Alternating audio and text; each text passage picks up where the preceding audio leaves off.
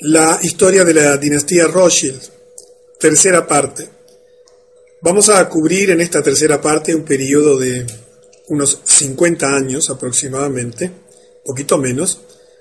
Vamos a cubrir desde 1818, que habíamos dejado en la segunda parte, hasta el año 1861. Debemos comprender que la dinámica de los hechos, en la medida que avanzan y nos acercamos a nuestro tiempo, tiene periodos de acontecimientos extraordinarios, llamativos, sorprendentes, y tiene también periodos de preparación o periodos en los que las cosas no salían exactamente. Recordamos de la segunda parte, por ejemplo, cómo el Congreso de Viena fue un intento fallido ya de establecer en aquel momento el gobierno mundial, y cómo tuvo la oposición de Rusia, de la familia del zar, que bueno, después veremos cómo termina esa historia cuando llegamos ya al siglo XX. Por lo tanto, hoy vamos a ver uno de esos periodos en el cual hay una serie de hechos importantes, pero no extraordinarios, no llamativos, no de esos que, bueno, como una guerra o cosas por el estilo, que son espectaculares y que llaman la atención. Pero de todos modos vamos a seguir viendo hechos muy importantes que van a ir poco a poco armando el esquema de dominio mundial necesario para establecer un sistema de gobierno mundial con un completo control de toda la humanidad. Antes de continuar, quiero hacer algunas precisiones. Este tema es naturalmente polémico. Es un tema que sorprende para quienes no tienen conocimiento de esto. Es un tema que puede afectar las creencias de muchas personas, porque en la medida que avancemos, inevitablemente tenemos que tocar instituciones de orden religioso, políticos, civiles, que pueden afectar o lesionar o, digamos, afectar, diríamos que es la palabra correcta, las creencias de quienes estamos aquí. Yo quiero ser bien preciso en cuanto a que esto es una cronología de hechos. Intento por todos los medios a mi alcance evitar adjetivar, calificar, evitar mi subjetividad, y trato de ser lo más fiel posible a la cronología de los hechos, describiéndolos en sí mismos tal como ocurrieron, cuando los hechos no están totalmente probados o cuando son controvertidos, también lo aclaro. Pero es importante que comprendas que aquí no hay juicio para ninguna persona. Nosotros debemos amar a todas las personas por igual, independientemente de su raza, de su religión, de su posición política, de sus creencias. Distinto es con las instituciones. Las instituciones albergan dentro de ellas personas buenas y personas malas, pero las instituciones sí tienen un dogma, sí tienen una filosofía, sí tienen estatutos, sí tienen documentos que les rigen, y ellas sí pueden ser objetos de crítica o de rechazo. Digo esto porque la mayor parte de las personas que me escriben, casi en su totalidad, agradecen, están felices de tener esta información. Sé que a algunas les da miedo, preferirían no saber de estas cosas, se sorprenden y no saben qué hacer, pero alguna que otra se siente, como podríamos decir, como herido, como lastimado en sus creencias, porque de pronto está en una de esas instituciones que aparecen y que, más allá de tus creencias y de tus opiniones, lamentablemente son parte de ese proyecto de dominación mundial. Y hago esta aclaración para que comprendas que intento ser lo más objetivo posible y que todo esto tú lo puedes comprobar por ti misma o por ti mismo, siempre y cuando tengas la apertura mental, afectiva, espiritual que se requiere para cuestionar las creencias que nosotros tenemos. Y siempre que hablamos de estas cosas tenemos que ser sumamente respetuosos con las ideas y con las creencias de todos. Dicho esto, entonces, continuemos con el tema central de la conferencia. Habíamos llegado en la segunda parte hasta el 1818. En 1821, Karl Rothschild fue enviado a Nápoles, Italia, y allí terminaría haciendo muchos negocios con el Vaticano y con el Papa Gregorio XVI, quien posteriormente le confiere la Orden de San Jorge.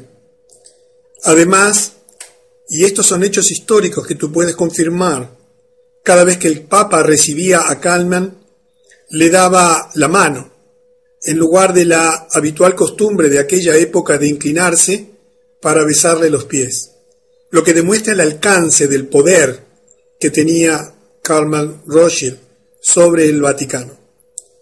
En 1822, el emperador de Austria nombró a los 5 hermanos Rothschild varones.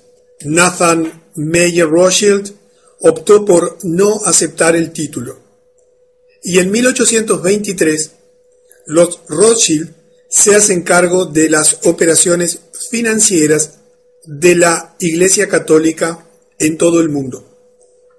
Verás cuando lleguemos al siglo XX, cuando todo esto que había comenzado a gestarse y que afectaba, por ejemplo, a la Iglesia Católica, surge a luz, y te vas a sorprender de las cosas que te vas a enterar que tienen que ver, por ejemplo, con los manejos financieros de los Rothschild, que en realidad manejan todas las grandes fortunas de todos los lugares y de todas las familias y de todos los grandes negocios y complejos industriales del mundo. Pero sigamos adelante, porque en 1827 ocurre una presencia importante en la historia, en el desenvolvimiento de la historia mundial, que es la presencia de Sir Walter Scott. Él publica una obra maestra muy conocida, 9 volúmenes, sobre la vida de Napoleón. Y en el volumen 2, él afirma que la Revolución Francesa fue planeada por los Illuminati, Adam Weishaupt, y que fue financiada por los cambistas de Europa, los Rothschild. Observa la importancia de esta afirmación, que coincide perfectamente con lo que habíamos comentado anteriormente respecto de la Revolución Francesa, y fíjate qué diferente es la historia que nos han enseñado y te han enseñado en el liceo, en la escuela, cuando se habla de los orígenes y de las causas y del desenvolvimiento, por ejemplo, de la Revolución Francesa. Y ahora llegamos a un acontecimiento muy importante dentro de la historia de los Estados Unidos y del desenvolvimiento moderno de todo este tema de las finanzas en el mundo. En 1832, el presidente Andrew Jackson, el 7º presidente electo de los Estados Unidos, que actuó como tal desde 1829 hasta 1837, dirige la campaña para su segundo mandato en el cargo bajo el lema Jackson y ningún banco. Esto es en referencia a su plan de tomar el control del sistema del dinero americano para beneficiar al pueblo estadounidense y no para la especulación de los Rothschild.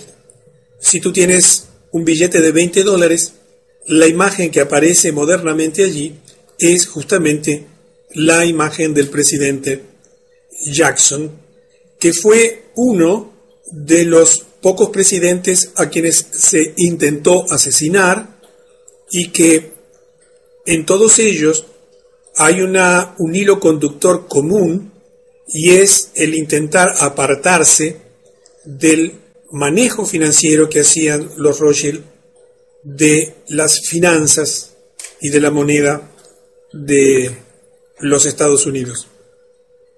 Es interesante que apenas un año más tarde, en 1833, el presidente Andrew Jackson comienza la eliminación de los depósitos del gobierno, que en ese momento estaban depositados en el segundo banco de los Estados Unidos, que recuerda que era el Banco Central de los Estados Unidos, al cual se le había dado una segunda concesión. La primera había caducado allá en 1811 y que estaba controlado por los Rothschild. Y en su lugar ordena depositar todos los fondos públicos en bancos dirigidos por banqueros demócratas. Obviamente esto generó una respuesta inmediata de los Rothschild. Se dice que los Rothschild entraron en pánico, haciendo lo que mejor sabían hacer, contrayendo la oferta monetaria para causar una depresión financiera. El presidente Jackson, conociéndolos, más tarde declararía: ustedes son una cueva de víboras y ladrones, y tengo la intención de derrotarlos completamente, y por el Dios eterno los voy a expulsar. Esto es historia, son datos confirmados, cosas que tú puedes verificar que ocurrieron en ese tiempo y que realmente tuvieron una importancia trascendente, no solamente por lo que ocurrió puntualmente en su tiempo, sino para ayudarnos a entender la verdadera lucha por el poder que existe detrás de los gobiernos y particularmente en la potencia mundial angloamericana. En 1834, los Illuminati toman una decisión muy importante, que es nombrar al líder revolucionario italiano Giuseppe Mazzini, seleccionado para dirigir su programa revolucionario en todo el mundo y actuar en esa capacidad hasta su muerte en 1872. Seguramente en tu país o en tu ciudad debe haber algún monumento allí en honor a Giuseppe Mazzini, alguna cuadra, alguna calle que lleva su nombre. Este fue un personaje importantísimo porque tenía como tarea principal coordinar la exportación de toda esta revolución Illuminati al resto del mundo. Es famosa su carta al clero italiano, una carta que hoy es de dominio público, que la puedes encontrar en internet, totalmente escrita en italiano, en la cual en 24 carillas él hace reflexiones muy interesantes sobre el clero y la sociedad, sobre las ideas de los Illuminati en relación al comportamiento de la Iglesia y demás, que verdaderamente son un documento histórico absolutamente trascendente. Y vemos cómo poco a poco los Illuminati van instrumentando todas las instituciones, todas las herramientas, todos los organismos, todos los mecanismos financieros necesarios para ir extendiendo a todo el mundo su proyecto de dominación mundial. Y llegamos a 1835, un año muy importante, porque el 30 de enero un asesino intenta disparar al presidente Jackson, pero milagrosamente luego de 2 intentos el asesino falló. El presidente Jackson declararía más tarde que él sabía que los Rothschild eran los responsables del intento de asesinato. El asesino, Richard Lawrence, que fue declarado no culpable por razón de locura, más tarde se jactaría que los poderosos de Europa lo habían contratado y prometido protegerlo si era capturado.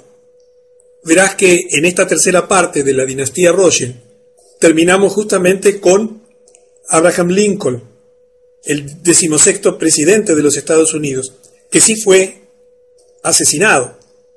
Verás en conferencias futuras que John F. Kennedy, que también fue asesinado, tenían los tres, a pesar de que Jackson falló el intento de asesinato, raíces comunes: la determinación de la emisión de la propia moneda de los Estados Unidos por parte del gobierno.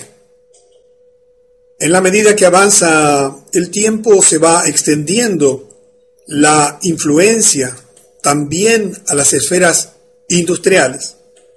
Y comienzan, como ya vimos en la conferencia anterior, el dominio por parte de los Rothschild de industrias claves en el desarrollo del poder militar, en el desarrollo del poder industrial, de la tecnología.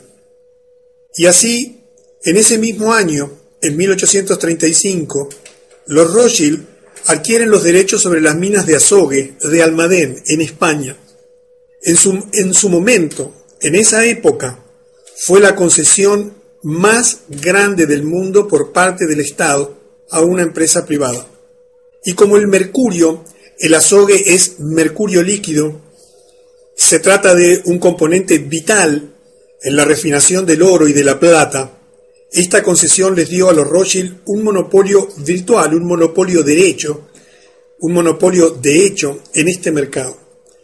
Cuando te pones a analizar, además, el tema del azogue y del mercurio dentro de la alquimia, que es parte de un conocimiento esotérico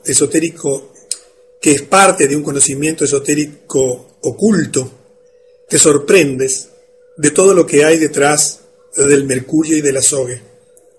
Esta gente, por supuesto, conocía en detalle perfectamente todo lo que este mineral representaba. Por otra parte, fue el primero de los planetas que se denominó con un nombre mitológico. Y la historia continúa. Aparece otro personaje muy importante.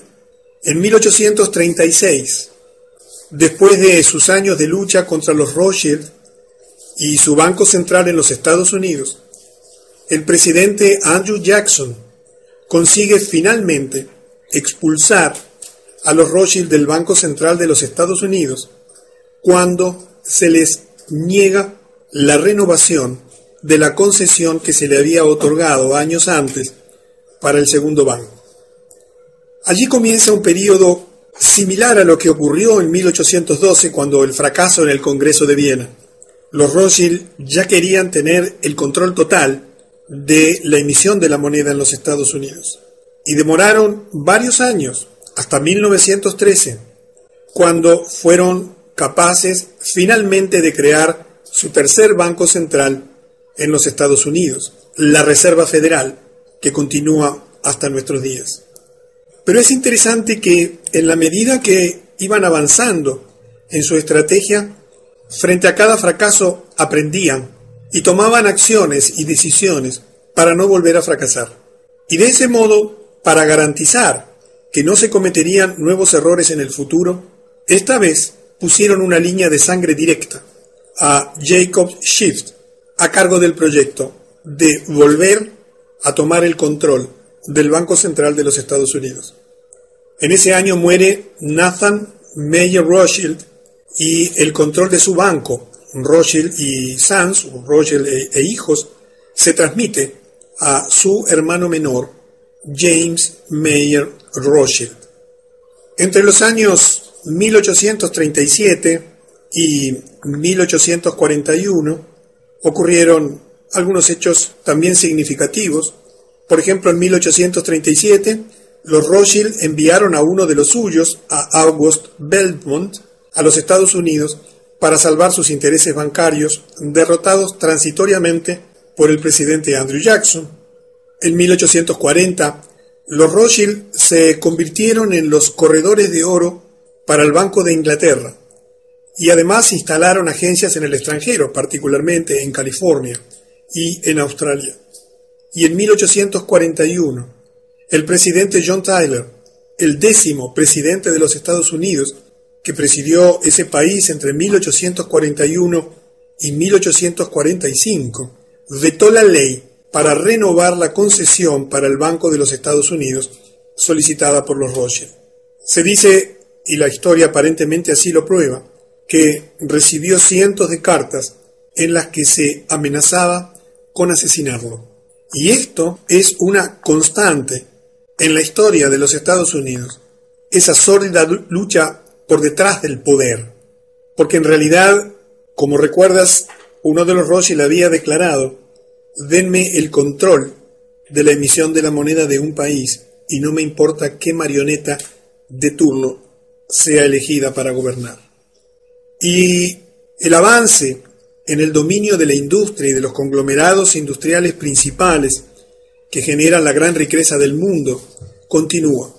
Así, en 1844, Salomon Rothschild compra United Coal Mines, las minas de carbón unidas de Viktovice, y la compañía austrohúngaro Blast Furnace Company, compañía de hornos de alta fundición, que lo llevarían a constituirse en uno de los 10 principales conglomerados industriales.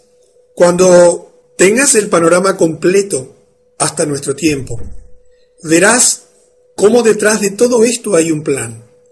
Hay un plan que busca el control financiero, que busca el endeudamiento generalizado de todos los países, de todas las sociedades, de todas las familias, de todas las empresas. Pero hay también un plan militar de financiar ejércitos y armamentos. Pero hay también un plan industrial de apoderarse de todos los sectores básicos y principales en la producción de energía, en la producción de tecnología de última generación.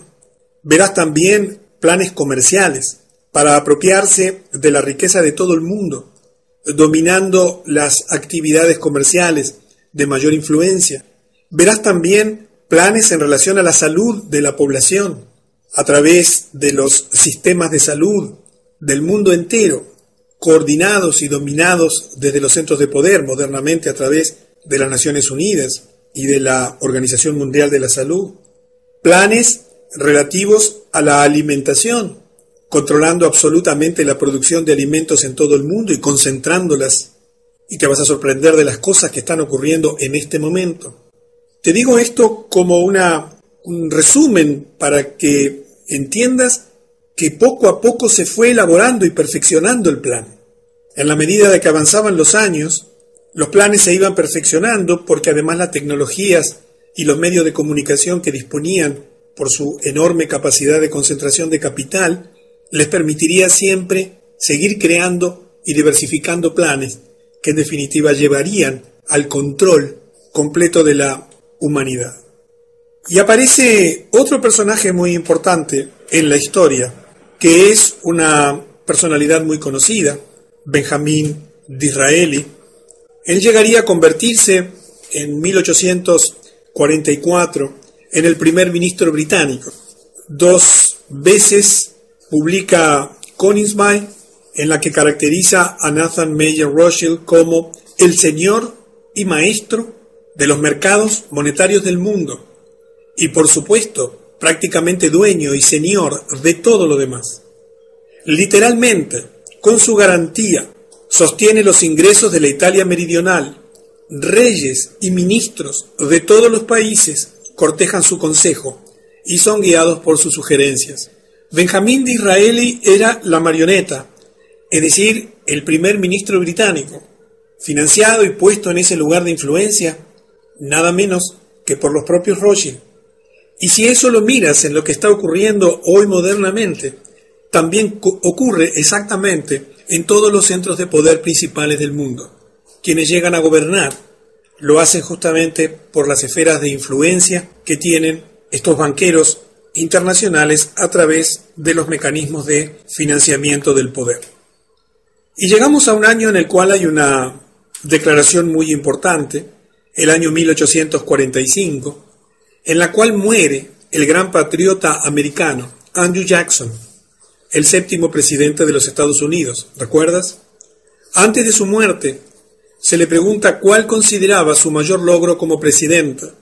Sin dudar, respondió: yo maté el banco.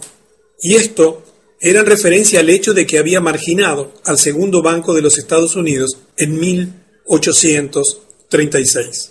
Los hechos cobran sentido y el rompecabezas comienza a armarse cuando te permites avanzar en el tiempo y comienzas a interrelacionar las cosas, porque allí es que la verdad que se ha intentado ocultar a lo largo de los siglos surge a luz en forma absolutamente evidente. En 1845 también, Jacob Meyer Rothschild, quien ya se había casado con su sobrina, recuerda las costumbres de mantenerse dentro de la línea sanguínea, casándose entre primos hermanos, con su sobrina Betty, la hija de Salomón Rothschild. Este hombre Jacob, ahora conocido como el barón James de Rothschild, gana el contrato para construir la primera línea de ferrocarril más importante del país, continuando con la extensión de su imperio económico. Se le llamaba el chemin de fer del norte, el camino de hierro del norte, y corrió inicialmente entre París y Valenciennes, para luego unirse a la red ferroviaria de Austria, construida por su hermano y padre de su esposa, Salomón. Y en la medida que la tecnología avanza también el dominio de esa tecnología por parte de los Rothschild y las inversiones cuantiosas en todos los sectores generadores de dinero a escala global. En Inglaterra la influencia, ya la sabemos, muy importante desde siempre.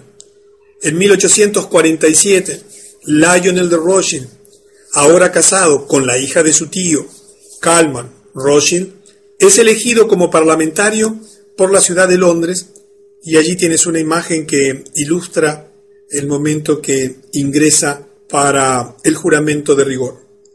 Pero en ese momento de la historia había un problema para este hombre Lionel Rothschild. Él era judío y en ese momento era de rigor un juramento basado en la fe cristiana para acceder al escaño en el Parlamento. Lionel de Rothschild se negó a hacerlo debido a que era judío, y su escaño en el Parlamento quedó vacío sin que nadie lo ocupase durante 11 años, hasta que nuevos tipos de juramentos fueron permitidos. Sin duda que él debe haber sido un representante de incalculable valor para su electorado, por el hecho de que nunca pudo votar un solo proyecto de ley, porque no pudo entrar en el Parlamento, y sin embargo se las arregló para mantener su escaño parlamentario durante 11 años sin ejercerlo. Estamos hablando de la primera potencia mundial en aquel momento, un parlamentario que no podía ejercer su mandato y que sin embargo conservaba el cargo. Y ahora llegamos a un año también muy importante para la historia de la humanidad, que fue 1848. Allí, en ese año, Karl Marx publica el Manifiesto Comunista, Das Kapital. Y es interesante que al mismo tiempo que él trabajaba en esta publicación, Karl Ritter, en la Universidad de Frankfurt, estaba escribiendo la Antítesis, que serviría como base para Nietzsche, el nietzscheanismo. Ritter fue un hombre muy interesante. Él dejó una obra extraordinaria, su nombre era Karl, y él teorizó muchísimo sobre la relación entre los estados y la naturaleza, entre la física, el lugar físico donde vivían los países y los pueblos, y desarrolló una teoría muy revolucionaria que sirvió de base y que fueron adoptadas después por estrategas nazis como Karl Haushofer, que era un geoestratega del nazismo, porque él, entre otras cosas, había justificado la teoría denominada del espacio vital y decía que aun a costa de la eliminación de otra nación o pueblo, eso era legal y justo, interpretando que la conquista de ese pueblo, de esa nación, era una necesidad biológica para el crecimiento del Estado, y que cuando esa necesidad aparecía, era correcto eliminar otra nación o pueblo. Y eso fue justamente una base del nazismo. Nietzsche también tuvo una influencia muy importante, porque estas escuelas combinadas, y particularmente la de Nietzsche, se desarrolló más tarde en el fascismo y luego en el nazismo, y se utilizó para fomentar, como después veremos, las dos primeras guerras mundiales. Lo interesante es quiénes estaban detrás de la financiación de estos pensadores de ese tiempo, entre comillas. Tanto Marx como Ritter, como Nietzsche, fueron financiados bajo la instrucción de Rothschild. La idea, y aquí te recuerdo el año 1776, cuando Weishaupt formula el documento constitutivo, fundacional de los Illuminati. La idea era que quienes dirigen la conspiración global podrían usar las diferencias entre estas ideologías para dividir más y más en grandes facciones a la raza humana. Y mira si lo lograron, dividirla en campos opuestos, de modo que pudieran armarlos luego del lavado de cerebro, para así combatir y destruirse entre sí. Y en particular, con el gran objetivo de destruir todas las instituciones políticas y religiosas. Cuando uno entiende cómo se fueron desarrollando los hechos, cuando uno comprende cómo los medios de información que ya estaban en sus manos, recuerda el dominio de toda la prensa escrita y todos los medios de impresión, las grandes editoriales y demás, cuando uno comprende ese proyecto de dividir para reinar, de armar a las partes en conflicto, fomentando las peleas y divisiones entre ellos, para que se autodestruyan, uno entiende mucho mejor la historia de estos últimos 2 siglos. Y vamos a presenciar una declaración interesante de una señora que era la madre de los Rothschild. En 1848, en primer lugar, muere Eva Janot, la esposa de Amschel, y en 1849 muere Gutel Schnapper, la esposa de Meyer Rothschild. Se dice que antes de su muerte, con indiferencia, habría declarado, y decimos habría porque esta no es una cosa que podamos confirmar históricamente en base a documentos. Si mis hijos no hubiesen querido guerras, no habría habido ninguna. Es de las tantas cosas que no se pueden probar, pero que perfectamente encajan en el rompecabezas general. Más allá de ser verdad o no esta afirmación, lo que sí era verdad, indiscutiblemente, y sigue siéndolo, es la capacidad y la determinación para financiar a los bandos en pugna. Y el imperio económico ya era abrumador. Recuerda que a fines del siglo XIX, o sea, a fines de los 1800, ya los Rothschild dominaban o tenían en su poder, a través de los conglomerados industriales y comerciales y financieros y militares, más del 50% de la riqueza mundial.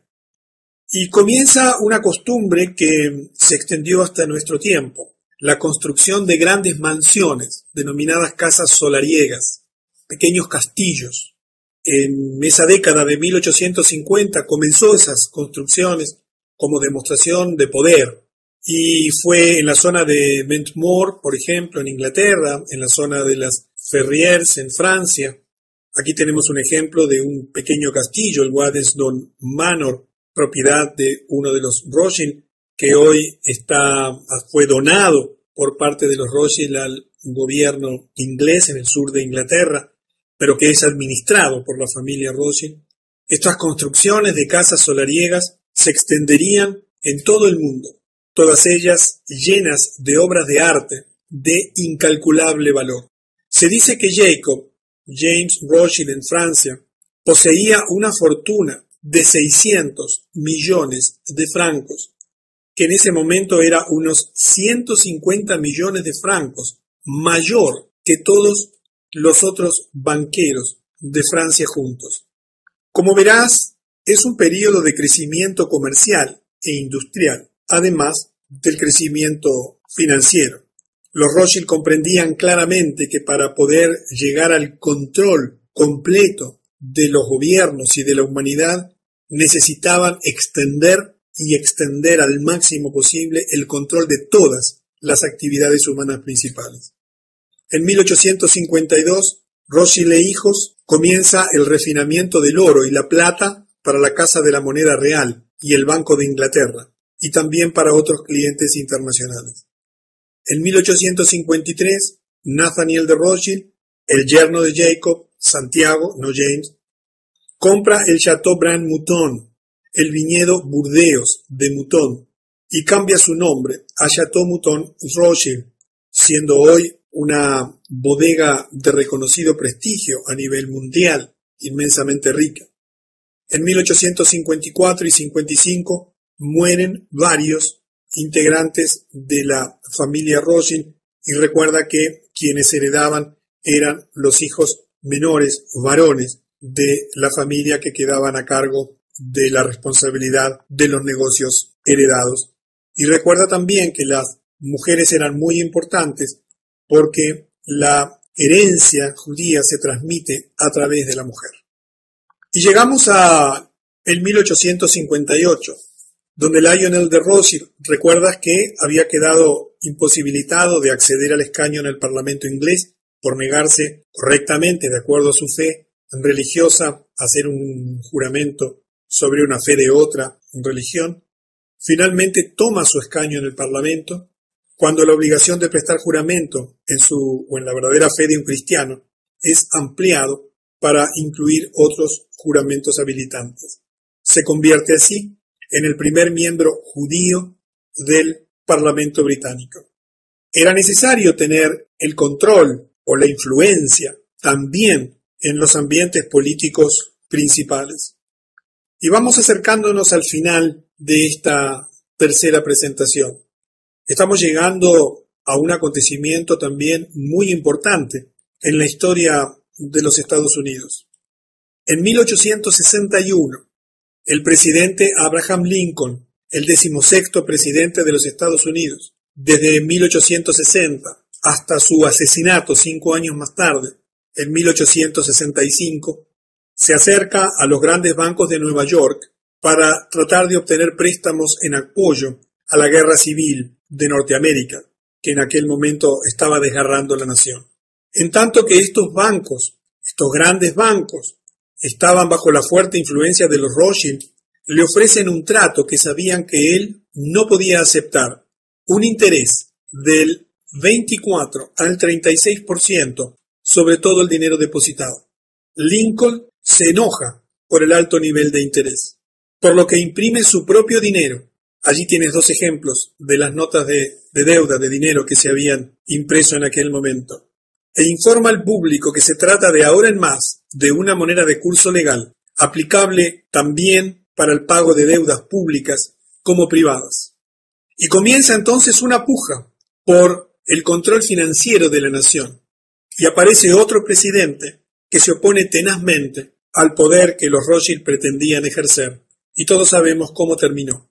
En 1865, asesinado. Pero de eso nos vamos a enterar en detalles en la cuarta parte de la historia de la dinastía Rothschild, cuando ahí sí vamos a entrar en acontecimientos ya trascendentes, porque nos estamos acercando al final del siglo XIX y el comienzo del siglo XX tiene acontecimientos extraordinarios, la fundación de la Reserva Federal, la Primera Guerra Mundial y otras cosas cuyo conocimiento te van a sorprender. Así que nos veremos en la cuarta parte de la dinastía Rothschild.